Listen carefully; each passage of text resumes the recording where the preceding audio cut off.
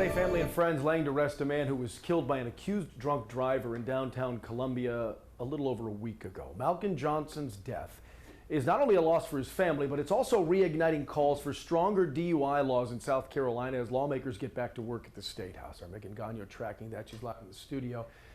You talked to Malcolm's family, Megan, about a week ago. What can you tell us about this situation today? Brian, Malcolm's mother says her son died a hero on January 4th when he pushed his girlfriend away from the car coming their way in Columbia's Vista as they were on a crosswalk. Aurora AG remains in the hospital and will need several more surgeries to recover. The driver who hit Aurora and Malcolm is charged with felony DUI resulting in death and bodily injury. Today's funeral is not just a moment of mourning, but a painful reminder of a much bigger problem here in South Carolina.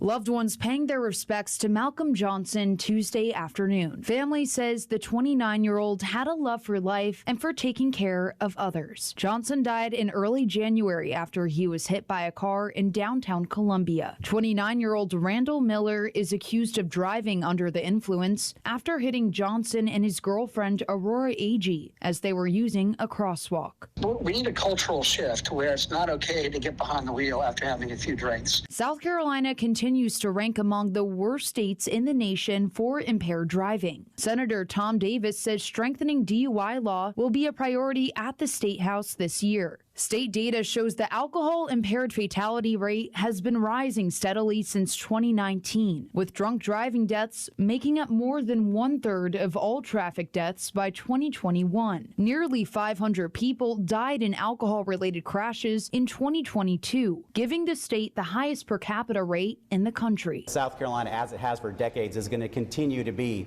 among the nation's worst for drunk driving, but it does not have to be that way. To get a conviction of a person driving drunk, it is harder to get that than it is to convict someone for murder. For years, advocates have been asking the state to fix the problem, saying weak DUI laws and low conviction rates are contributing to a public safety crisis. Sorry to those victims or to those families that it takes something like that in order for this General Assembly to do what's right by the people of South Carolina. It's a very important issue, and I fully expect there to be some movement on it and something passed this year. We are on the introduction of new bills and resolutions. A bipartisan bill that looks to close loopholes did not reach the Senate floor before the 2025 session ended and is now carrying over into 2026. Senate Bill 52, which is focused on DUI reform, addresses impairment not just from alcohol, but prescription or illicit drugs which breathalyzers do not detect. Lawmakers say procedural loopholes and evidence issues have made convictions difficult. If you have